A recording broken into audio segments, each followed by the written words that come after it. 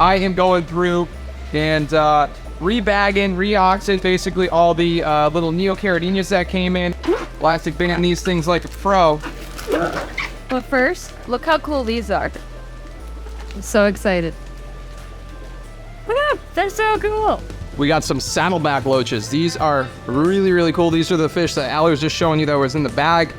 Absolutely such a unique specimen. We have not had these, I think, since the 3 locations are at their new spots right now. We had, I think, one species that was similar or even maybe the exact same, where they were a little smaller back at the old OSA. You guys were from Tile Gap. So it's really cool to see these back in stock.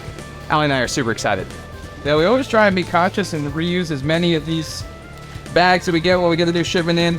Obviously, because we want to reduce plastic waste, although a plastic bag is really the most convenient thing to transport fish in. Since you guys didn't see the whole process, you just saw me bagging it up, I do want to go over like exactly how we prepare and bag up and separate the shrimps from the stores in case you guys are interested. When we get them in, obviously they come in a bag. They're oxed, so they use pure oxygen when they're flying them from overseas.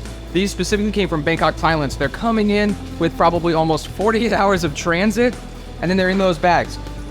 One thing about shrimp is they have a very, very low respiration rate, so there's not a huge amount of ammonia typically that builds up in those bags. So right now, obviously it's Monday morning, and last night they came in pretty late. Allie and I were here till probably almost midnight, and then the next morning we come in, and that's when we're preparing them to split them between the 2 stores. So that little bit of extra, maybe 8 hours or so that they're in that bag, has no effect with the shrimp. The fish obviously come out immediately. So the next morning we come in, I get them out, we put them in a bucket, and then actually I take our handy dandy RO feed here, and I just slowly start dripping it into the bucket just to get them with some nice, brand new clean water. I add a tiny bit of water of RO that I have buffered a tad bit, because when they come in, they're usually at a medium neutral to slightly alkaline pH, anywhere from like 7 to 7.4, depending on the country that we're getting it from. And the water, the tap water here at Coventry, the RO comes out for a little bit acidic. So I want to make sure that they acclimate and adjust to that fairly well, but we don't want to put in water that has a higher dissolved solid content when we're first acclimating them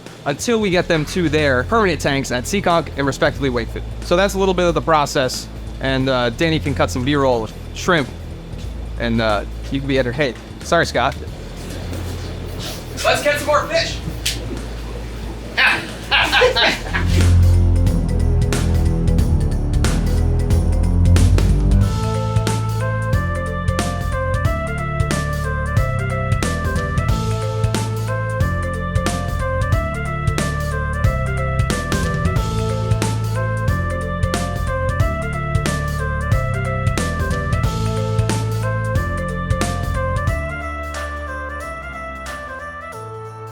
All right, guys, so this is when I tell somebody else to take that, and I steal the keys to the Corvette.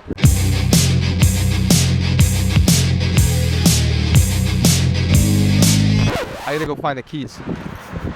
I wanted to get in. That would have been funny.